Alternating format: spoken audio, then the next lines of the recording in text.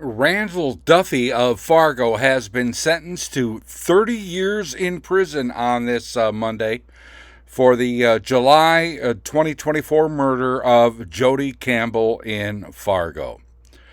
For background on all this, here's our earlier reporting on this story. Randall Duffy of Fargo has changed his plea to guilty on charges of murder and domestic violence in the strangling death of Jody Campbell last June in Fargo. He could face life in prison. A sentencing date has not been set yet. For background on this case, here's our original reporting from last June. A 59-year-old Jody Campbell died from strangulation. Formal charges now filed against 61-year-old Randall Duffy, her partner in Fargo, following a murder at this apartment building on Saturday. Duffy has been charged with Class AA murder, which carries a life sentence if convicted, also felony domestic violence. Reading directly from the criminal complaint, as the report as to what happened with the name of officers and or other witnesses omitted. Quote, on Saturday at 11:48 a.m., officers were dispatched for an unknown disturbance. The caller, later identified as Randall Duffy, provided his address and asked to send someone. Officers met with Duffy in the hallway near his apartment. Duffy allowed the officer inside his apartment to speak. Duffy informed the officer that he had killed his girlfriend, Jody Ann Campbell. Duffy said Jody's body was in the closet. Duffy consented for the officer to look in the closet, where he found an obviously deceased female body, later identified as Jody Campbell. The officer detained Duffy in handcuffs and advised him of his Miranda warning. Duffy later told the officer that he and Jody got into an argument about a meth pipe the night before. Duffy made the comment, "I choked her out too long."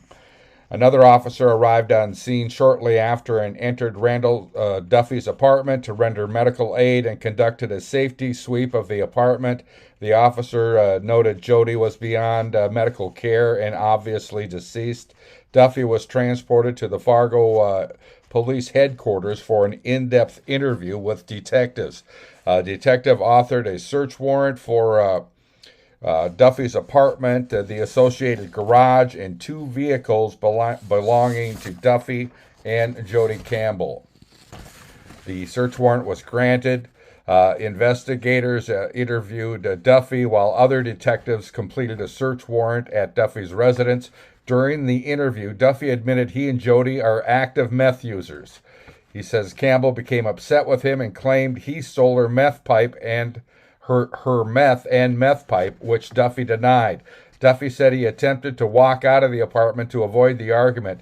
However, Jody blocked the doorway and was grabbing at him and continuing to yell at him. Duffy said he tried to go to the master bedroom. However, Jody followed him.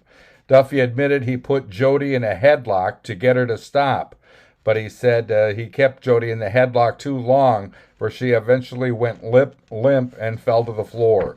Duffy said he left the apartment for about an hour and returned to find Jody still laying on the ground.